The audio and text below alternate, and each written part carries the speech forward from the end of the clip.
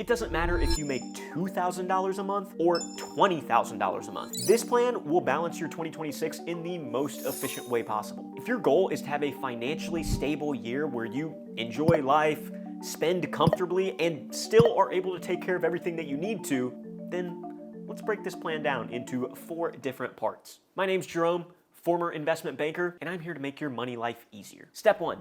Identify and analyze. This can be November, December, whenever you're deciding to start this. Your job for this first month is pretty simple. All you're gonna wanna do is identify these 3 core points with complete honesty. Don't cheat yourself. First, your absolute needs. Basic things that you just need to live and function properly. That's gonna be your rent, your groceries, utilities, maybe loan payments, things like that that you have to have. Number 2, your want. These are gonna be things that you're spending for your enjoyment. Food delivery like DoorDash or new clothes or going out with friends. Just generally things that you would consider fun purchases. And number 3, your investments/savings. These are gonna be what build your future, and if you have nothing right now, that's totally fine. Everyone has to start somewhere, and that's the goal of this whole process. Now, let's get back to the goal for the month. Track everything. Track everything for the entire month without any judgment. You'll definitely be surprised. Maybe that DoorDash ended up being $400 instead of the $250 that you thought it was. But no matter how hard you budget, there's typically always something hiding, so make sure you're finding everything. Now, the next thing you're gonna wanna do in this first month is start building that emergency fund if you don't have one already. And to start off, just aim for a 1-month emergency fund. You don't have to go crazy and start with 6 months of savings or a year's worth of savings. If you earn $5,000 a month, that's great. But if your needs, your rent, utilities, groceries, loans, only cost $2,000 a month, then that's the magic number. You wanna save at least $2,000 in your emergency fund. And for these first 4 weeks, what I want you to do is cut down on your wants. And I promise, this isn't permanent. This isn't you stopping living your life. This is just helping you maintain it. And if you can't save all that in 1 month, that's totally fine. Split it across 2 months. Split it across 3. You're still making progress towards saving up that 1 month's worth of an emergency fund. And that emergency fund is your oxygen mask for those unexpected moments in life, whether that's a hospital bill, maybe you get laid off. You never know what's gonna happen. The next thing you're gonna do in this first month is to automate your money. And hopefully it goes without saying, but you should automate your money into that emergency fund, but also, if you have extra, into some sort of investments as well. Even just $50 a week on autosave builds momentum over time. And the important part here that not a lot of people talk about, I feel like, is it's really just a mindset thing. If it's out of money, out of sight, you really don't think about it. So if you can automate your paycheck to take $50 every single week and put it in a savings account, that money never comes to your checking account, you probably won't spend it if you don't see it. The next thing you're gonna do to actually build out the budget is set some simple percentages. I think budgeting can very quickly go down this rabbit hole of writing down every single little line item, every single category, and just getting way too crazy into the numbers and being way too strict, and it doesn't have to be like that. The way that I like to do it is I like to think of the 50-30-20 rule. 50% for your needs, 30% for your investments and savings, and 20% for your wants. And what's nice is, because they're just percentages, it adjusts nicely to whatever your income is. So if you get a big raise, okay, then maybe you can spend more on a mortgage, or maybe you can spend more on new clothes, and great, you can invest more money as well. But at the same time, if you get laid off and you get a new job that you're making less money at, well, these percentages can still stand. You might have to just tweak them a little bit because sometimes your needs, like rent, are fixed when maybe your income shifts a little bit, if that makes sense. And the last thing that I want you to do in this first month is a weekly reset. And I think this is important because if you don't have money habits already, this is what's going to get you into that habit. So do a weekly 15-minute check-in with yourself. Look at your spending that you've already been tracking closely and make small changes if you need to. Maybe you got 1 too many coffees this week. Okay, next week, don't get that extra coffee. These small corrections weekly can help you from having a big headache at the end of the month. And I know I've been saying do this in your first month, but if you need more time, that's totally okay. This first phase can last 2 or even 3 months. But really the important part is that you're building up these small habits that help you later on. Phase 2 is the building and growing phase. Now we're trying to build wealth. This is where that automation comes back into play. Say you're only able to put $20 a week, $50 a week. Okay, now that you have that 1 month emergency fund, maybe you can start putting money into investments rather than just in your savings. And the goal there would be that those investments make between 7, 10, in recent years, upwards of 15 to 20% a year. Don't expect that. This is not any sort of financial advice. And then your money that you're investing can actually grow over time. I'm no stock guru, and I'm not going to tell you what stocks to pick. There are tons of people out there on the internet, on YouTube, that will tell you what to do.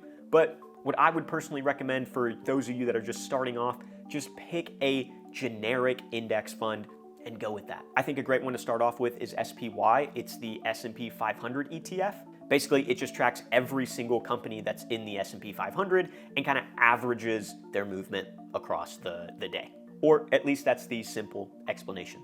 The next thing you're going to do in this second phase is to do a price audit. And what I mean by that is cut out the waste. Cancel those unused subscriptions you have. If you're spending, and I don't even know what the number is right now, I'm sure it's gone up, but $15 a month on Uber One, but you find that you use Ubers maybe 1 time a month, or you order Uber Eats once a month, don't keep that subscription. Get rid of it. You can also renegotiate bills. I didn't know that you could do this. The 2 specific ones that come to mind are your car insurance bill and your rent. Now, people think that rent is just set in stone. Once you sign that document, it's done.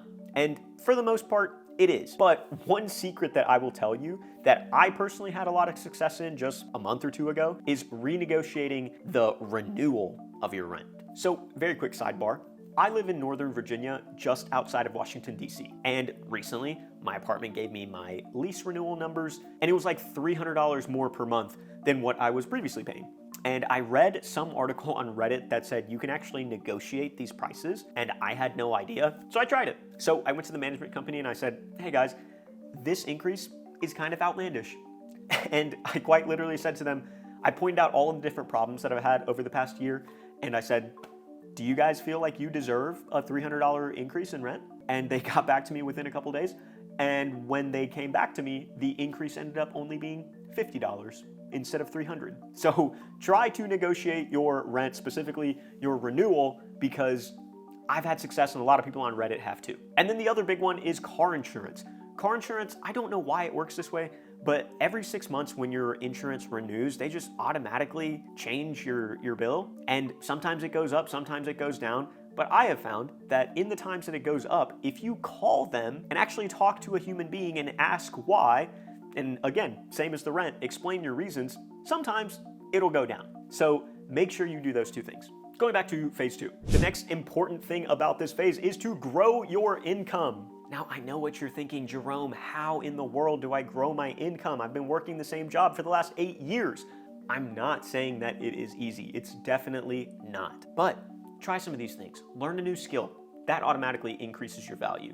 And I'm not trying to show you guys like the start a side business, start a YouTube channel, become an influencer. No, I'm not trying to do that. But if you learn a new skill this month, maybe it is a Google certification. Well, okay, maybe you can now add that to your resume, and the next job that you look for is willing to pay you $5,000 more because you learned that new skill. It increases your value. Take an action. Okay, so you've been working this job for the last 8 years and you haven't seen your salary really go up very much. Then what are you waiting for? Take that action. Apply for new jobs. And maybe you really, really love your current job. You don't have to accept every job offer that you get. What you can do though is get a job offer for more money, go back to your manager and say, hey, I really love working here. I've worked here for the last 8 years.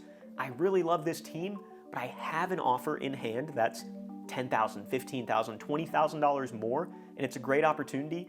I would love to stay here if I can. Do you guys think you can match it? And I'm not saying that they're gonna say yes every single time, but maybe they're able to give you a little bit more money. And worst case scenario there, you already got the other offer, so if they say no, take the other offer for more money. And 3, I lied to you. I am gonna do the YouTuber thing. Start some sort of side income. I started my original YouTube channel back in 2017, so 8 years ago at this point, And I'm certainly no Jake or Logan Paul. I'm not making millions and millions of dollars off of YouTube, but last year, my channel did make close to 10,000. That's a lot of money. So start now, because every dollar counts. And then the last thing you're gonna do in phase 2 is continue to build that emergency fund. You already have 1 month worth of your needs. Next, build 2, build 3, keep it going. I think the ultimate goal for your emergency fund should be to have about 6 months to a year's worth of money just in a savings account. I personally go for 6, and then the rest I try to invest, but that's fully up to you. And again, this process can be slow, but keep at it because slow progress is still progress. Now we can move into the fun part, phase 3, lifestyle alignment. For 1 weekend, live like the version of you that you want to be next year. Wake up like them, eat like them, spend like them, see what feels natural and see what feels forced. It is a little bit of a balancing game. And I think the purpose of this exercise isn't to ball out and spend crazy money because you think next year you're gonna be getting a $50,000 bonus. I think the idea is next year you're gonna have better money habits, so you're gonna be more intentional about what you spend your money on. So maybe that means you buy nicer groceries from Whole Foods, but you cook at home instead of spending the extra $20 getting DoorDash delivery. And while you're doing this lifestyle alignment, you're gonna be analyzing the big 3: housing, transport, and food. What are the things that you can do to reduce these 3 expenses? Because they are going to be by far the most amount of money that you spend out of your budget every single month. Again, can you negotiate your rent? Can you plan better trips to the grocery store so you can make meals at home rather than that weekday takeout? Fixing the cost on these 3 specific things will unlock a huge amount of savings for you to spend on other things throughout the year. And once you unlock those savings, increase your investments. By this point in phase 3, you've probably got a good handle on that emergency fund and automating your investments. But again, don't overcomplicate things. Keep this strategy super clean. And that gets us to phase 4, which is to eliminate your debt and strengthen some of these other systems that you've got in place. If you have debt, now is the time to seriously reduce it. Pick the one that's got the highest interest rate and just attack that one. 1 month of serious focus in this can save you hundreds in interest. Maybe it's a credit card, or maybe it's student loans. If you're debt-free, then you can actually unlock even more money that you could be putting into your savings and investments. In my case, for example, I've got almost $1,400 a month that I have to pay just between my car loan and my student loans. But could you imagine what I could be doing with $1,400 extra a month? Probably a lot. All of this is gonna build a super strong launch pad for 2027. Now that you've got your needs taken care of, now that you've saved some money, now that you also are spending on having fun with your friends, splurge a little bit. Spend on an experience, a vacation. Appreciate what you've created and what you've done for yourself. I am not this person that believes in this FIRE movement of you should cut every single little cost out of your life and just not do anything fun ever until you turn 50 years old and have $1 million in the bank or $2 million in the bank and spend it all. No, it is okay. Most people work up until retirement. Maybe retire early for us means that we retire at 57. But as long as your financial life is healthy and you've gotten to hang out with your friends, have fun, have your investments continue to grow, be confident in your savings, what's the loss? But I think the important part is take an hour or so, reflect on what worked, what didn't work, what can you do better, and what do you need to change? And that's it. That is the full guide for your 2026 financial plan. Take it month by month, but make sure you're not guessing anything. For this 1 year, I promise you, you'll be operating on a whole nother level. And that's it for this one, guys. For more videos like this, make sure you smash that like button down below, subscribe to the new channel, and I'll catch you guys next time. Peace.